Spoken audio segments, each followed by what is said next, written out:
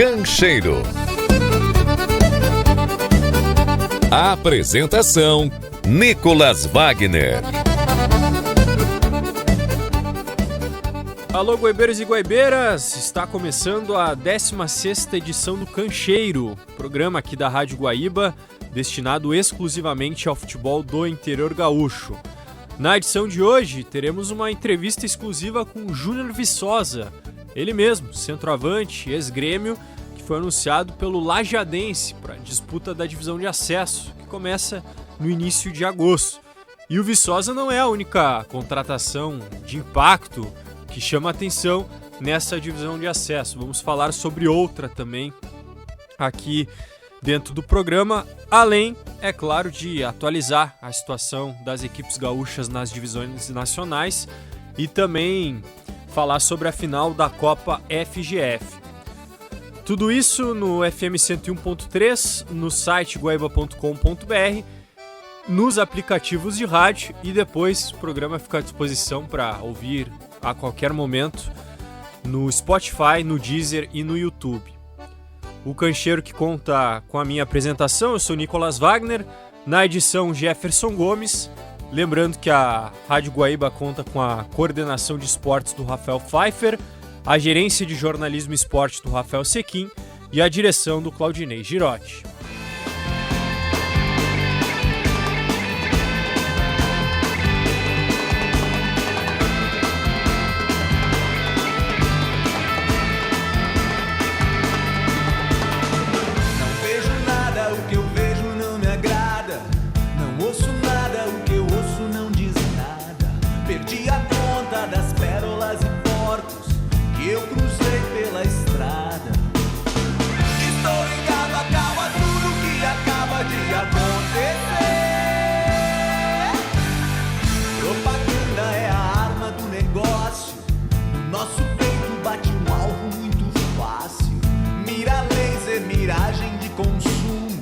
Latas e litros de pasta guiada.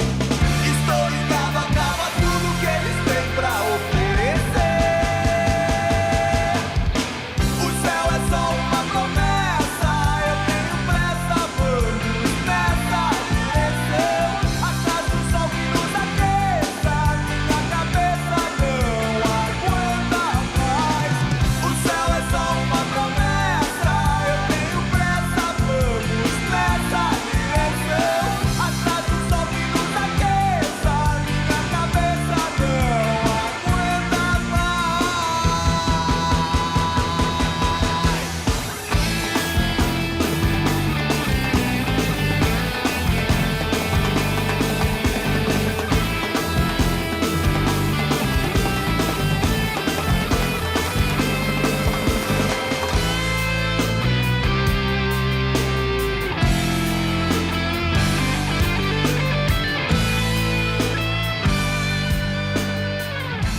A gente inicia o Cancheiro desta semana destacando a inauguração da iluminação da BH Arena, estádio do Gaúcho, lá em Passo Fundo.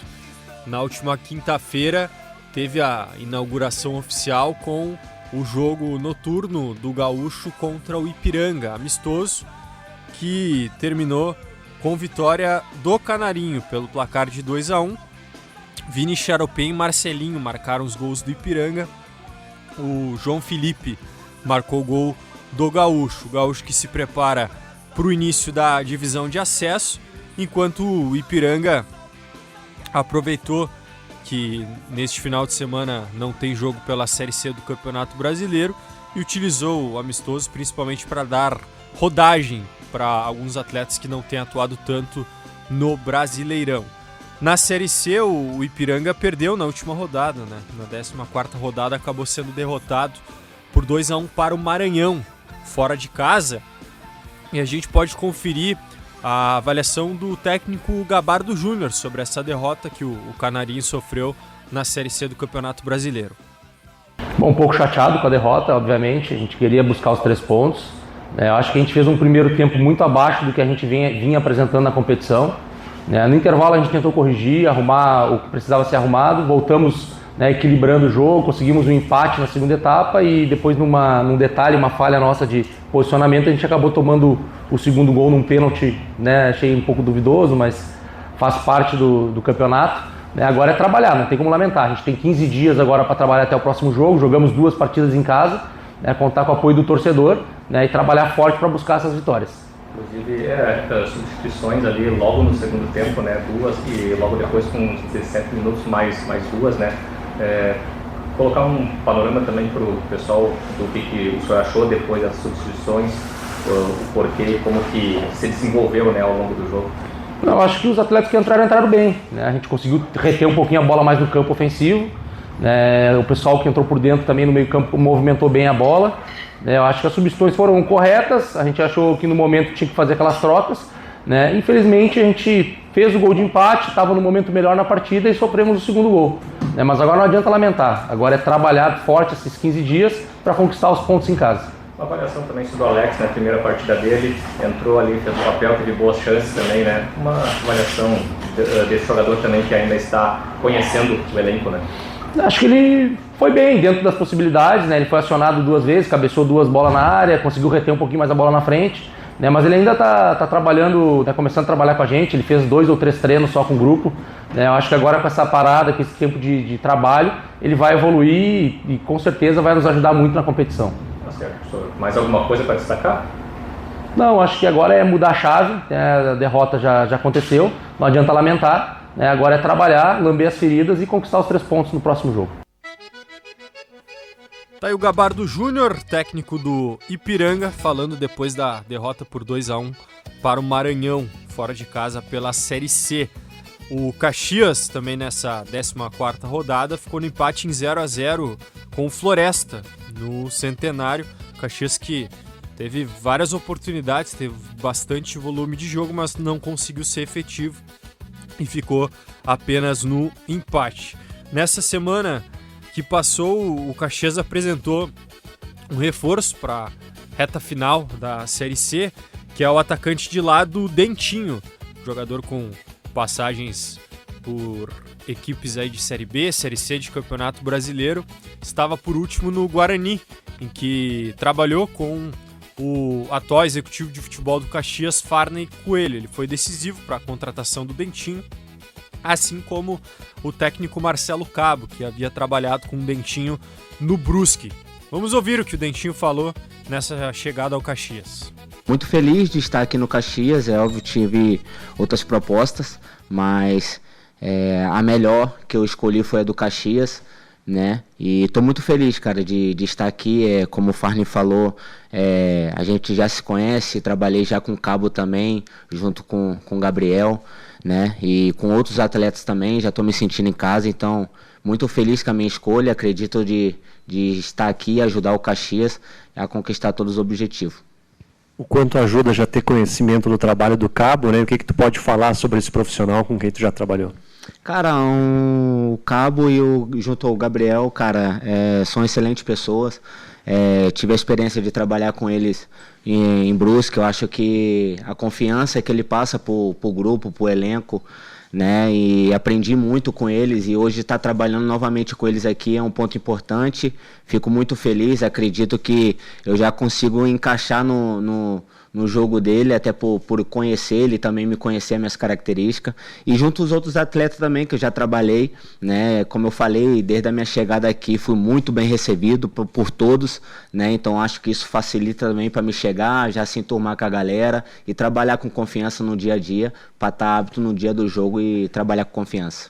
Sabe que no ano passado você foi importante, né? Nesse ano já com menos jogos, né? Como é que você está, né, Dentinho? Como é que você chega aqui também fisicamente, psicologicamente para vestir a camisa do Caxias? Cara, tô muito bem, muito bem, até porque não tava parado, tava treinando, joguei alguns jogos sim, mas por questão de escolha do treinador, eu fiquei fora de alguns jogos, mas tô bem, sempre trabalhando no dia a dia, nunca baixei a minha guarda, até porque como eu não servi lá, eu chego aqui preparado, porque eu venho trabalhando psicologicamente, tô muito bem também e tô feliz, cara. Eu acho que o principal de tudo é estar feliz. Fui muito bem recebido aqui e estou preparado para encarar esse desafio aí e colocar o Caxias na melhor situação. Sobre as tuas características, como é que tu pode ajudar o time do Caxias e também no trabalho feito pelo Marcelo Cabo? Cara, sobre minhas características, é o que o Farley falou, um jogador de muita força, de velocidade, muito bom no 1 para 1. Cara, eu procuro ajudar da melhor forma, né? Se encaixar no jogo do professor e junto com as minhas características também no dia a dia, nos treinos, nos jogos, acredito ajudar da melhor forma. Em relação aos colegas agora, né, os novos colegas, com quem tu já trabalhou, né, com quais jogadores, como é que foi também essa tua chegada aí com ele? Trabalhei com o Ianso, trabalhei com o Maurício também, com o João. Joguei contra muitos outros também. Deixa eu lembrar aqui com quem mais eu trabalhei. Enfim, cara, trabalhei com bastante gente aqui do elenco, que agora eu não tô lembrando muito bem, mas me sentindo em casa já, né? Como eu falei, eu acho que isso me dá confiança para trabalhar no dia a dia e tô muito feliz, cara. É a palavra que eu tenho que falar, que eu tô muito feliz em ajudar o Caxias da melhor forma. Como é que tu tem observado o time do Caxias na Série C e também a competição como um todo? Você certamente está acompanhando, né? O que você pode falar sobre esses dois momentos? Cara, a equipe do Caxias é muito forte, cara. Eu acho que o grupo é muito bom, né? Tem feito bons jogos. Como o Farney falou, a gente perdeu uns 2 pontos aqui dentro de casa no último jogo agora, mas a gente está bem ali, bem próximo da classificação. Acho que o nosso objetivo, primeiramente, é conquistar a classificação, né? E depois pensar no quadrangular. É uma equipe muito forte, cara, tem tudo para chegar, né? E eu tá chegando agora também de começo, eu procuro ajudar da melhor forma o Caxias a evoluir cada vez mais. Como é que é chegar também, né? Não com a responsabilidade, mas chega mesmo com esse reforço de peso agora para a reta final. Como é que é também para ti ter essa consideração, né, que o clube dá em relação agora a essa reta final, confiando bastante em ti? Cara, muito bom, cara. Eu gosto disso, né? Eu tá chegando agora para ajudar o Caxias, então isso faz com que eu trabalhe mais e mais, né? Como todos os lugares que eu passei, sempre dei o meu máximo, sempre me doei, independente de qualquer situação, né? De chegar aqui no Caxias hoje está muito bem colocado, de chegar num clube também que estava mal colocado, que já aconteceu isso na minha carreira. Então, independente da situação, eu chego muito bem, muito feliz mesmo de trabalhar e ajudar o Caxias da melhor forma. Tá aí o Dentinho, novo reforço do Caxias para a sequência da Série C.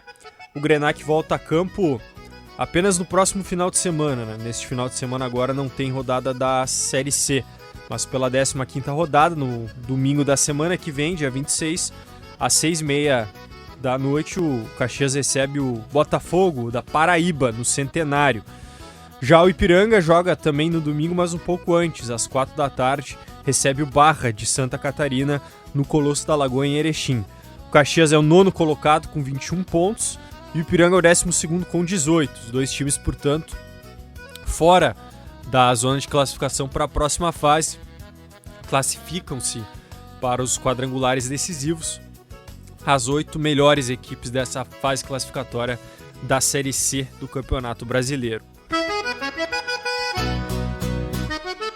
Na Série D, São José e São Luís seguem vivos, fazendo grandes campanhas na 4ª divisão nacional. O São José, na fase de 16avos de final, né, na terceira fase, passou pela Portuguesa do Rio de Janeiro, depois de ter vencido por 1-0 no Passo da Areia, com gol de falta do goleiro Fábio Rampe. Lá na Ilha do Governador, no Rio, segurou empate em 0-0 e garantiu a classificação para as 8avas de final. Já o São Luís, que tinha perdido o jogo de ida para o Velo Clube em Rio Claro, no interior de São Paulo, por 2-1, venceu pelo mesmo placar no 19 de outubro em Ijuí, gols do Natan Zamit e do Brandão no tempo normal, e nos pênaltis brilhou novamente a estrela do goleiro Gabriel Oliveira.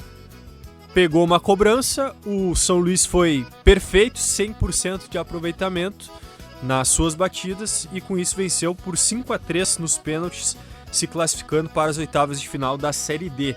Vamos ouvir A narração do Peixotinho, da Rádio Repórter de Juí, nossa parceira aqui da Rádio Guaíba, da defesa do Gabriel Oliveira na cobrança do pênalti do Matheus Firmino, do Velo Clube, e também o último pênalti convertido pelo Valber Júnior, que garantiu a classificação do rubro de Juí.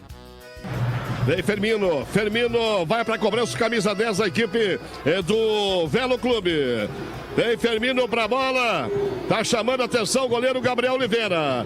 Firmino vai para a terceira cobrança do Velo Clube. Autorizado vai o camisa 10 da equipe do Velo Clube para a cobrança do pênalti, chutou, defendeu o goleiro, defendeu o Gabriel Oliveira. Defende o Gabriel Oliveira, chamando a responsabilidade para si próprio. Uma defesa espetacular na cobrança de pênalti. O São Luís está em vantagem. Vai para a cobrança de pênalti, o último pênalti, o São Luís. A responsabilidade está nos pés aí do Valber Júnior. Ele já bateu o pênalti, já converteu. Ele vai para mais uma agora. E a torcida está em pé. A torcida está já pronta para gritar que o São Luís já está classificado na próxima fase. Valber Júnior vai para a bola. Vai autorizar o árbitro. Valber Júnior tomou longa distância, vai com o pé direito. Vamos lá, meu 10. Vamos lá, meu 10, que eu tô contigo e não abro. Autorizado. Vem Valber Júnior para cobrança do pênalti. Tá nos seus pés a responsabilidade de dar alegria a essa grande massa torcedora do São Luís aqui no 19 de outubro. Autorizado, Valber Júnior chutou, gol! Gol! O São Luís está nas oitavas e finais da Série D do Campeonato Brasileiro. O São Luís é gigante.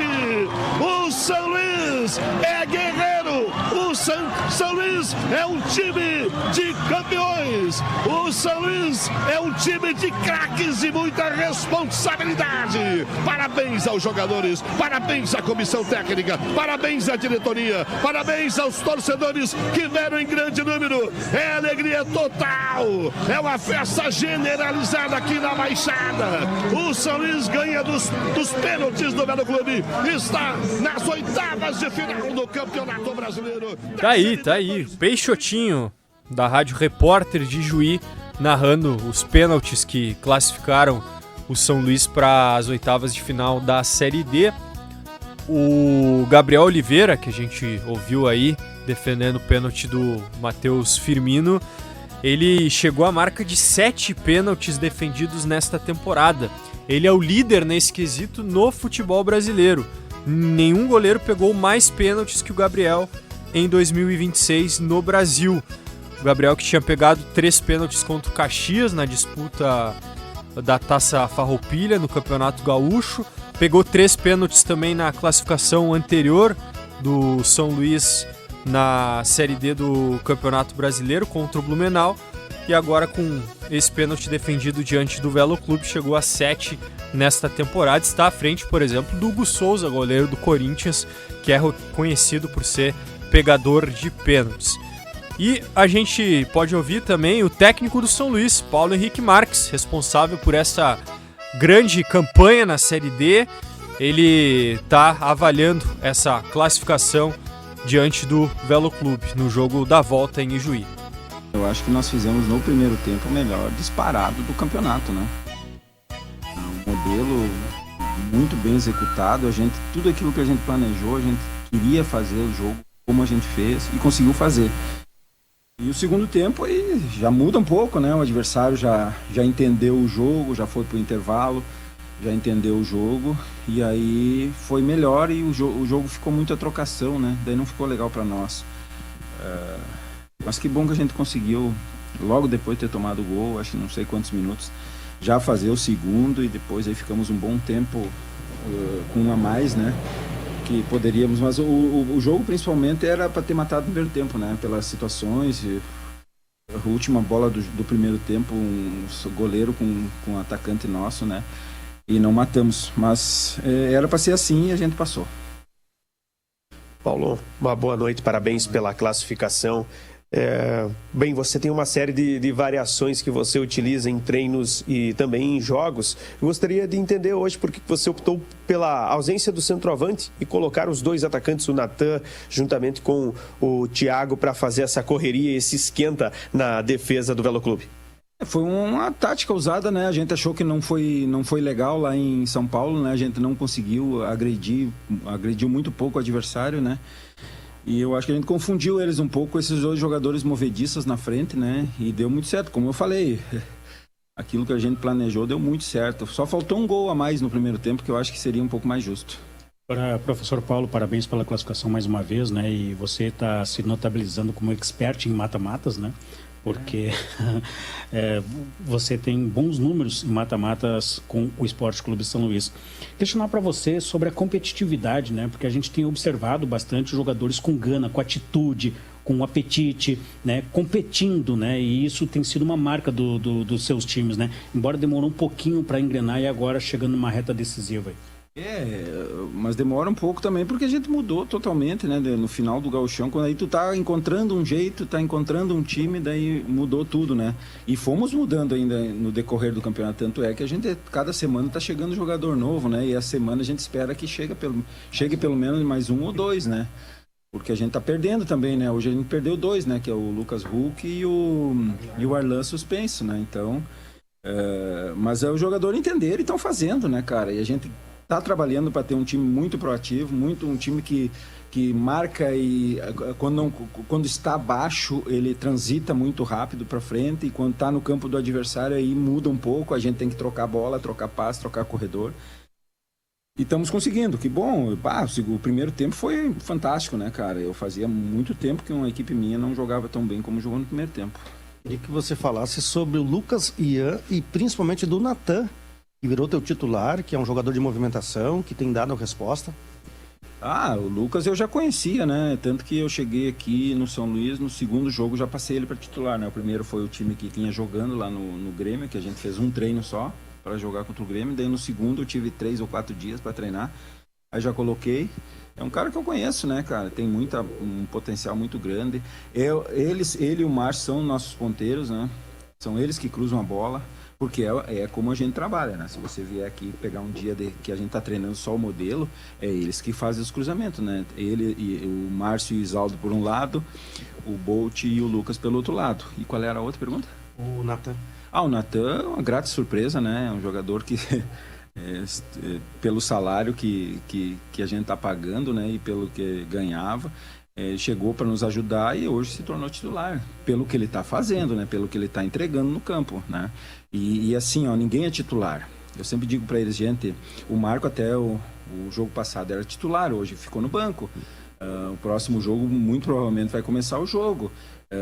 O Brandão era titular, foi no jogo passado, esse jogo não foi o jogo, não foi titular. O próximo jogo não se sabe, ninguém sabe. Porque a gente tem que analisar o todo, né? E que momento do jogo que a equipe jogou bem? Quem é que estava em campo? A gente conseguiu enrolar o adversário com quem em campo? Depois a gente teve mais dificuldade, o jogo ficou muito... Porque o segundo tempo ficou muito igual, né? Tanto é que empatou o segundo tempo, né? Foi 1-1. E o primeiro tempo nós com muito mais vantagem. Paulo, você agora falou do Brandão, né? O Brandão, ele falou assim, é claro que eu fiquei chateado por não sair jogando, só que eu sabia que eu ia ter alguma oportunidade, porque o clima aqui é bom, a gente não dá bola para isso. Como é que você, Paulo Henrique Marques, comandante, explica essa solidariedade interna desse grupo do São Luís, que parece um dos grupos mais unidos que a gente viu nos últimos anos? Cara, eles têm que entender, né? Que eles têm que... Eu sempre digo para eles, tu pode ser importante jogando 4, 5 minutos, como foi o Valber, né? O Valber era titular no final do gauchão, comigo, que antes ele não era. Ele foi jogar, foi assumir a posição de titular nos mata-mata da Farroupilha, né? E começou o campeonato agora, e acabou perdendo a posição. E só que tá entrando, ele entrou lá no final do jogo, lá no Blumenau, bateu um pênalti, ajudou. Aqui eu disse pra ele de novo, no intervalo, disse, tu vai entrar de novo, assim como eu falo pro Senna. E eles estão tentando ajudar durante a semana.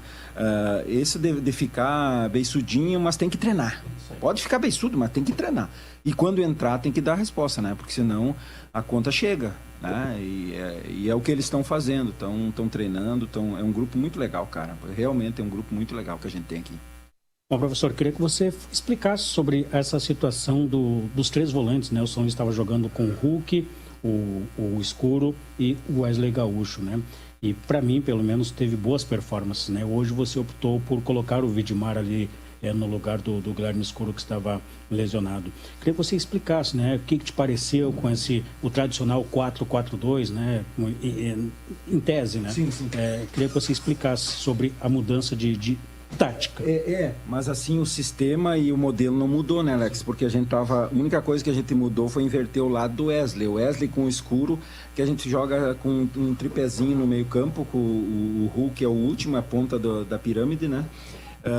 O Guilherme Escuro é do lado direito e o Wesley do lado esquerdo. Hoje, o mais parecido com o Escuro que a gente tinha era o Vidmar, por isso que ele jogou. Né, não foi porque assim, ele estava entrando bem, tinha entrado bem também lá no Velo, mas é o mais parecido para a gente não... para a gente dar sequência no sistema, o sistema continuar funcionando. E agora, para o próximo jogo, a gente vai com o mesmo sistema, independente de jogador, que vai jogar esse, vai jogar aquele, mas eu quero jogadores que façam aquilo que a gente acha que com esses aí a gente consegue chegar, e a gente está provando que está conseguindo, né? Que nós começamos um campeonato totalmente desacreditado, né? Por todos, por nós, pela torcida, por todo mundo, e fomos indo, e hoje já saiu fora 80 clubes. Olha o tamanho do que o São Luís já fez, né? 80 clubes já foram eliminados. E o São Luís ainda está, né? Se falasse isso antes de começar o campeonato, ninguém ia acreditar, né? Por isso que eu digo, e respondendo a tua pergunta, então, é mais ou menos para manter o sistema. Porque se eu, com 3 volantes, em vez de ter tirado o Marco, eu jogasse com o Marco, mas o Marco é primeiro também. O Marco é primeiro ou zagueiro, que é o que faz o Hulk. O Hulk é primeiro. Zagueiro, eu acho que não. Mas o Marco pode jogar de zagueiro, pode jogar de primeiro, né? Nós trouxemos o Jonathan Lima, que pode ser um segundo, mas ele estava jogando no Santa Cruz de segundo lado a lado com o primeiro.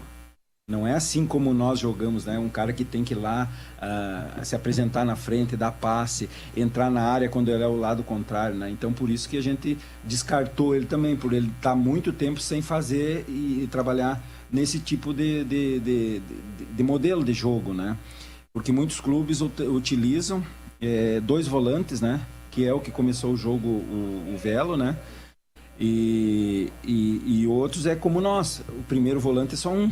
Daí nós temos 2 que conseguem fazer, porque o Wesley pode ser um volante, pode ser um meia, né? Um terceiro homem do meio.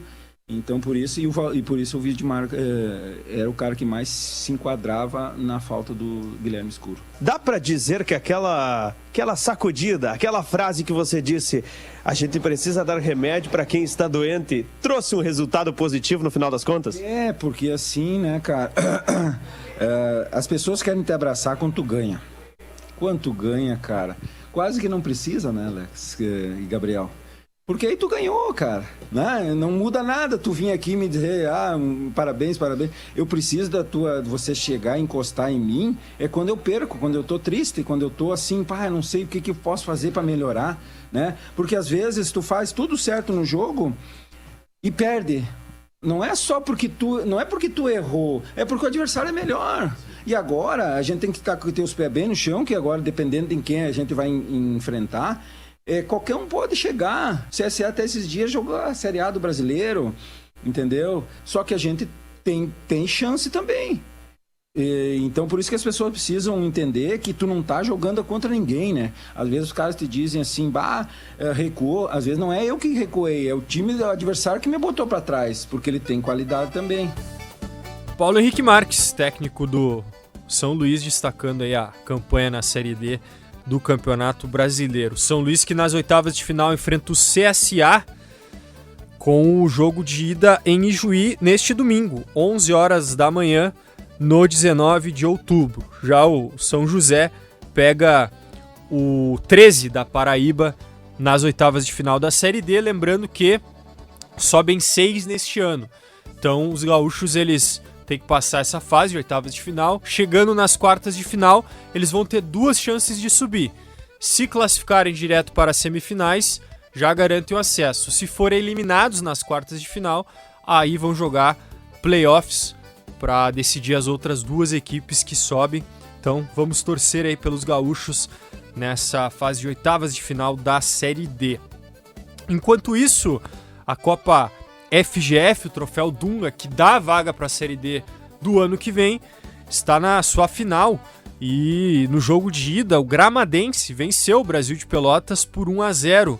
Esse jogo que foi no Passo da Areia, em Porto Alegre, com o mando do Gramadense, que decidiu, por questões de segurança, mandar o jogo no Passo da Areia, em Porto Alegre, não lá na Vila Olímpica, em Gramado. O Gramadense, mesmo não jogando no estádio onde está acostumado, venceu por 1-0 com o gol do Kerli, aos 3 minutos do segundo tempo.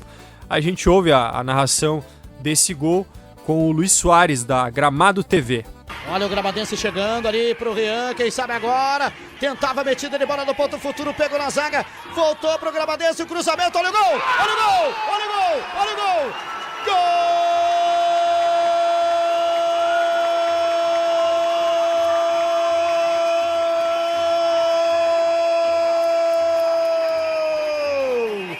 do Trem da Serra! 3 minutos do segundo tempo, Rian, o cérebro pensante desse time, o camisa 10, levou na linha de fundo, meteu pro ponto futuro, o cruzamento do João Vitor encontrou o Kerley, centroavante, matador, camisa 9, na hora certa, momento certo, fez o certo, o Gramadense tá abrindo o placar aqui em Porto Alegre, 1 pro Trem da Serra, 0 para o Brasil de Pelotas, Kerley, o nome do gol. Aí a narração do gol do Kerli, o gol da vitória do Gramadense sobre o Brasil de Pelotas no jogo de ida da final da Copa FGF. O técnico do Brasil, o Laércio Aquino, não ficou nada satisfeito com a atuação da sua equipe depois do jogo no Passo da Areia. Primeiramente, nós não entramos para jogar uma final, né? No meu ponto de vista, hoje nós estávamos jogando uma decisão, nós não encaramos uma decisão. Principalmente no primeiro tempo. Segundo tempo, algum relapso do que eu gosto, mas pouco. Acabamos tomando um gol. A equipe do Gramadense tem seus méritos, mas se você parar para ver o jogo todo, eles não criaram. É tudo no nosso erro, né? Na hora de construir, acabamos errando e dando oportunidade para o adversário. E acabamos tomando esse gol. Depois, buscamos a todo momento o empate não veio, né? Agora é erguer a cabeça e trabalhar, porque vai ter uma semana difícil, uma semana dura de trabalho. E o jogo está em aberto, né? O jogo está em aberto. Agora ver esse momento, ver o que erramos e realmente entender o que precisa ser feito para buscar esse resultado em casa. O gol do Gramadense sai numa saída errada, né, do Brasil. O Brasil perde a bola no seu campo defensivo. O Brasil mudou nos últimos jogos, é verdade, né? A sua escalação mudou, especialmente a linha de 3, né? Zagueiros, jogou no 4-3-3. Queria que fosse feita uma avaliação sobre isso, né, dessa mudança tática nos últimos jogos, e se tem talvez alguma relação, né, com essas saídas que o Brasil tem errado, né, na saída de bola e acabou resultando no gol do Gramadense. Não, creio que não foi isso não. Independente de esquema tático, se é no 4-3-3, no 3-5-2, no 4-2-4, ali foi a tomada de decisão errada, que nem eu disse, teve muita tomada de decisão errada, principalmente no setor ofensivo, e ali atrás acabamos errando. Eu acho que foi um acúmulo de erro ali atrás, tá? O adversário estava em cima da gente, poderia o Davi já ter mandado sair para ter a longa, acabou saindo curto e acabou dando a bola apertado e acabou, enfim, de vez dar a longa no fundo, que teve o facão do nosso atleta, não deu, fomos jogar por dentro, acabamos errando e acabou acumulando o gol. Mas, cara, agora é passado, volto a dizer, nós temos aí, o jogo está em aberto, né? É trabalhar, é entender que é uma final. Eu acho que o principal que eu posso falar aqui para vocês, em termos de jogo, em termos que foi construído hoje, que foi o resultado, nós não entendemos que nós estávamos jogando uma final de campeonato, né? Então pôr na cabeça deles, ter esse entendimento que lá não tem outra alternativa que não é buscar o resultado. Tá aí o Laércio Aquino, técnico do Brasil de Pelotas. O jogo da volta do Chavante com o Gramadense seria neste domingo, mas por conta da previsão do tempo, que indica muita chuva para o Rio Grande do Sul, Essa partida foi transferida para a próxima quarta-feira, 8 da noite, no Bento Freitas. Então, na quarta-feira da próxima semana, teremos a definição do campeão da Copa FGF. Empate dá o título para o Gramadense. O Brasil, se vencer por um gol de diferença, leva a disputa para os pênaltis. E se vencer o Chavante por 2 ou mais gols de diferença, garante o bicampeonato no tempo normal. O Brasil que ganhou no ano passado, né? E lembrando que a Copa FGF dá uma vaga para o campeão para a Série D do ano que vem. Vaga essa que, se o Brasil não conquistar pela Copa FGF, deve muito provavelmente conquistar pelo ranking da CBF. E o vice-campeão da Copa FGF garante uma vaga na Copa Sul-Sudeste de 2027. Então, de qualquer forma, Gramadense e Brasil já tem ao menos uma competição nacional no calendário para a próxima temporada. E Brasil e Gramadense, depois da final da Copa FGF, vão voltar suas atenções para a divisão de acesso, que começa no primeiro final de semana de agosto, dias 1º e 2 de agosto. E a Federação Gaúcha de Futebol divulgou, nessa semana que passou, a tabela detalhada da divisão de acesso.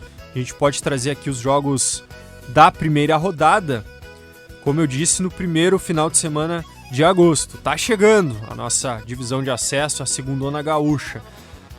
Os jogos de abertura, pelo horário, né, no dia 1º, 3 horas da tarde, Santa Cruz e Glória, nos Plátanos em Santa Cruz do Sul, Passo Fundo e Apafute, no Vermelhão da Serra em Passo Fundo, Gramadense e Veranópolis, na Vila Olímpica em Gramado, e Esportivo e Guarani de Venâncio Aires, na Montanha dos Vinhedos em Bento. Também no sábado, dia 1º, mas aí às 7 horas da noite, tem Brasil de Pelotas e Gaúcho de Passo Fundo, no Bento Freitas em Pelotas. No domingo, dia 2 de agosto, mais 3 partidas para fechar a primeira rodada da divisão de acesso. Brasil de Farroupilha em Moré, 3 horas da tarde nas Castanheiras, em Farroupilha. União Frederiquense e Bagé, na Arena do União, em Frederico Westphalen, também às 3 horas da tarde do domingo, dia 2. E às 13h30, Lajeadense e Pelotas, na Arena Alve Azul, em Lajeado. Lembrando que são 16 clubes na divisão de acesso, todos contra todos em turno único na fase classificatória. Os 8 primeiros avançam para as quartas de final. Os 2 últimos caem para a terceirona gaúcha. Sobem 2, né? Os finalistas da divisão de acesso garantem vaga para o Gauchão de 2027. Eu estou amando a minha menina, e como eu adoro suas pernas fininhas. Eu estou cantando pra minha menina, pra ver se eu convenço ela entrar na minha. E por que não? Teu sangue não é igual ao meu, teu nome não fui eu quem deu. Te conheço desde que nasceu. E por que não?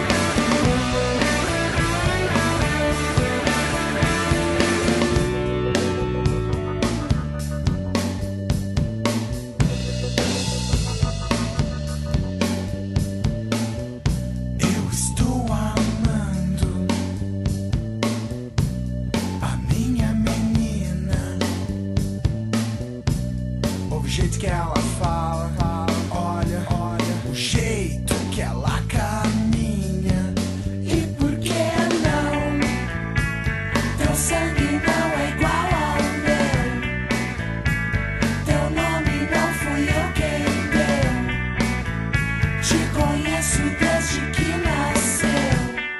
E por que não? E por que não?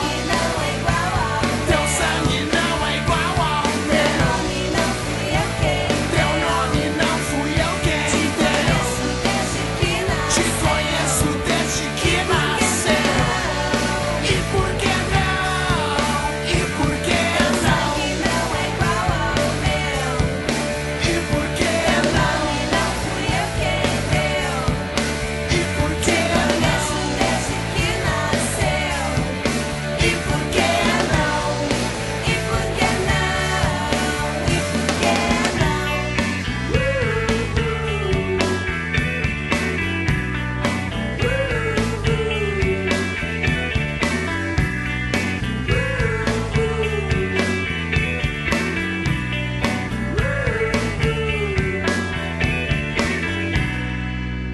Bom, está na linha com a gente um dos grandes nomes da divisão de acesso que inicia no começo de agosto, Júnior Viçosa, centroavante, reforço do Lajadense. Tudo bem, Viçosa? Prazer falar contigo aqui na Rádio Guaíba. Tudo bem? Queria até agradecer o convite para participar do programa. Como é que surgiu essa oportunidade aí de jogar no Lajadense? Como é que foi essa negociação que chamou a atenção de todo mundo aqui no futebol gaúcho, Viçosa? Na verdade, minha esposa tem família aqui, né? O doutor Odon, né? E eu vim fazer um tratamento com ele aqui em Lajeado. E aí ele começou, né, a falar no assunto, né? Tipo, pô, tu poderia vir jogar aqui por a gente, na divisão de acesso. Aí, como eu tava em Porto Alegre, né? Eu conversei com a minha esposa. Depois o pessoal do Lajeadense entrou em contato e a gente começou a negociar. Uhum. Ela tem raízes aqui então, tua esposa? Sim, minha esposa é gaúcha, né? Mora em Porto Alegre já há muitos anos. Então já sou de casa já. Sim. Conheceu ela na passagem pelo Grêmio, Viçosa? Isso. Conheci ela ali em 2010 e estamos juntos até hoje. Bacana. E quais as principais lembranças daquele período no Grêmio? Foram 2 temporadas e creio que o principal momento os gols no Grenal na final do Gauchão de 2011, né? Com certeza, né? Os gols ali marcaram muito assim na minha carreira, né? Até hoje sou muito lembrado por eles. Mas para mim foi uma experiência maravilhosa e especial, né? Ter o privilégio de ter vestido a camisa do Grêmio, um clube com a grandeza como o Grêmio tem. Então, para mim foi gratificante. Tu vem bem jovem, né? Porque tu começa ali no Asa e aí desperta o interesse do Grêmio bem no início da tua carreira ainda. Eu tinha 20 anos, né? E foi quando eu até tinha jogado contra o Renato, né? Quando ele estava de treinador no Bahia, né? O Bahia estava na Série B. Então dali foi que começou, né? As negociações logo em seguida que ele foi pro Grêmio, aí entrou em contato com o Asa para tentar minha contratação. E a sensação de jogar Grenal em final de campeonato e marcar gols, como é que foi pra ti? Só em jogar o Grenal, os gols ainda, os 2 gols naquela final, tinha feito mais um antes no outro jogo.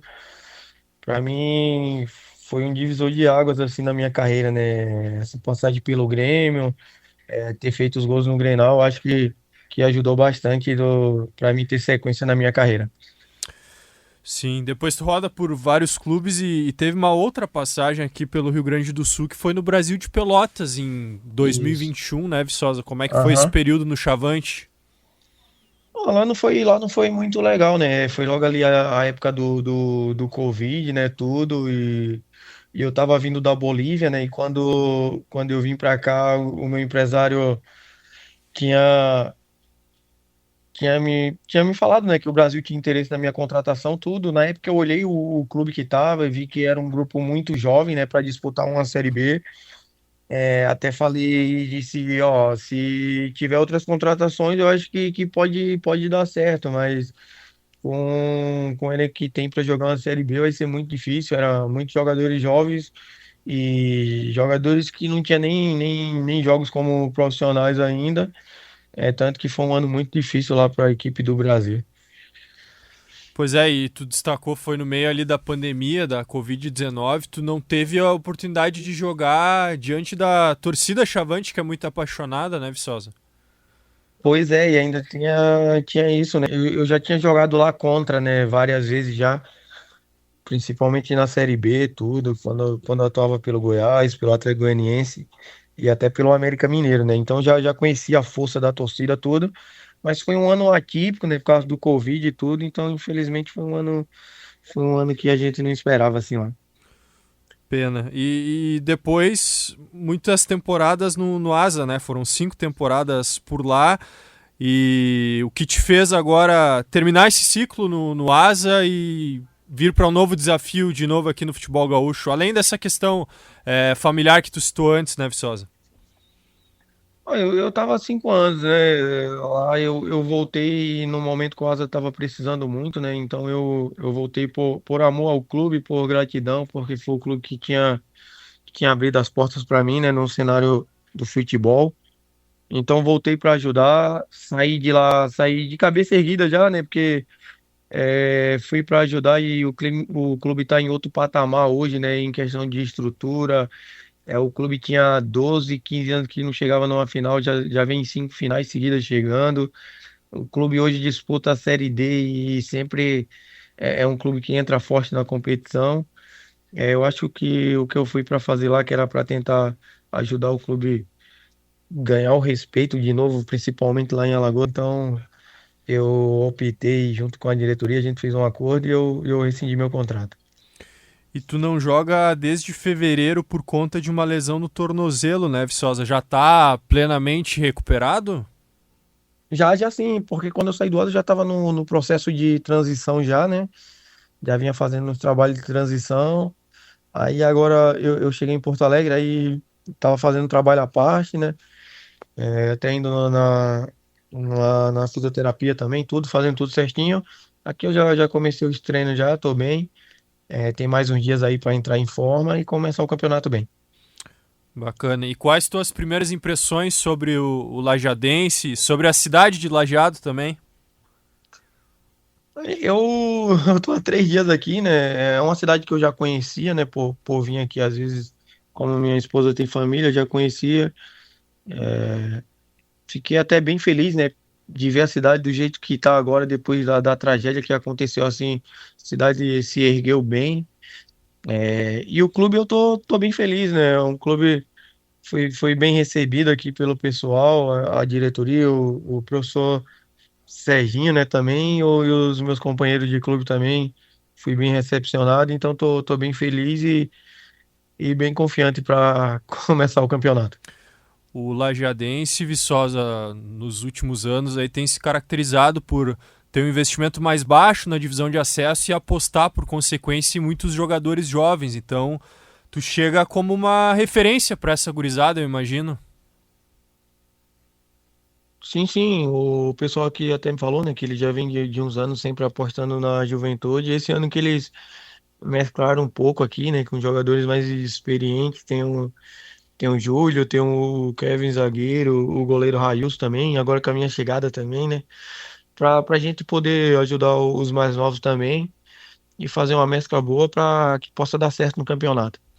E o que tu espera dessa divisão de acesso, que se o gauchão já é pegado, Viçosa, a divisão de acesso ainda mais, né? Até por conta aí do clima, dos gramados. Tá pronto para essa peleia que é a divisão de acesso?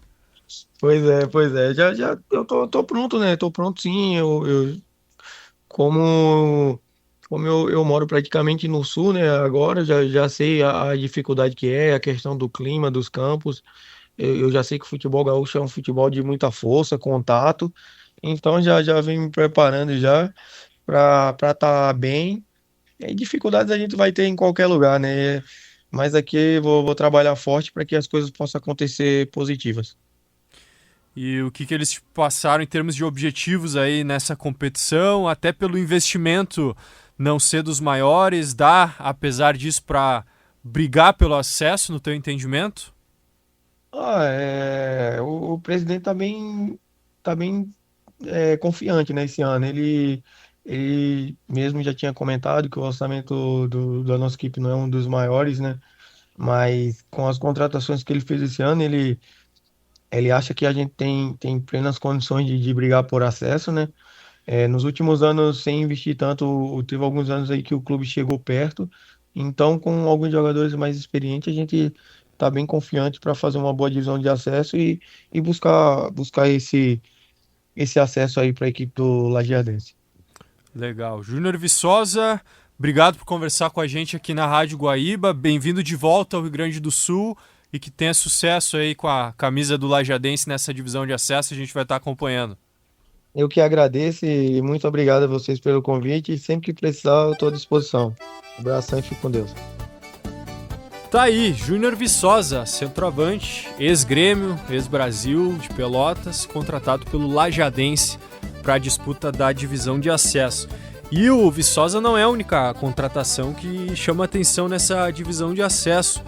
O União Frederiquense contratou por empréstimo o ponta japonês Ryuta Takahashi, jogador de 21 anos que pertence ao Guarani de Campinas.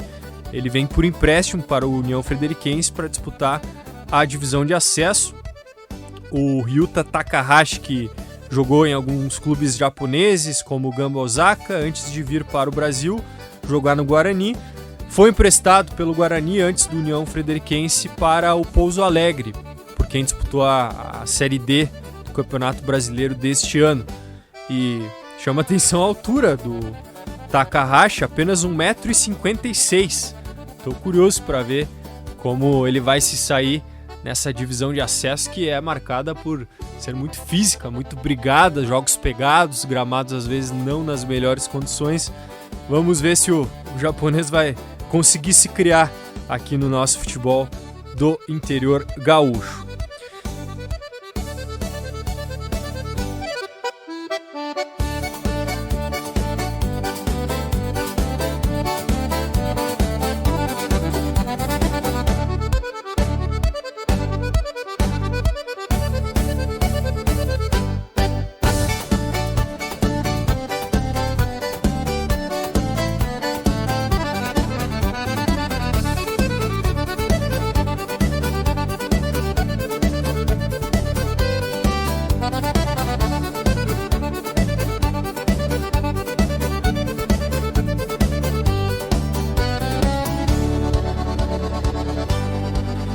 E assim a gente encerra a 16ª edição do Cancheiro, agradecendo muito a tua audiência.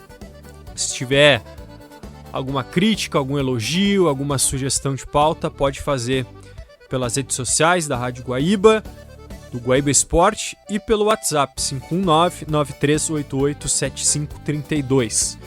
Retornamos no próximo final de semana, já com a definição do campeão da Copa FGF e na expectativa aí também, principalmente em relação aos gaúchos nas oitavas de final da Série D do Campeonato Brasileiro. Vamos torcer, tá certo? Uma boa semana a todos e até mais! Você ouviu Cancheiro.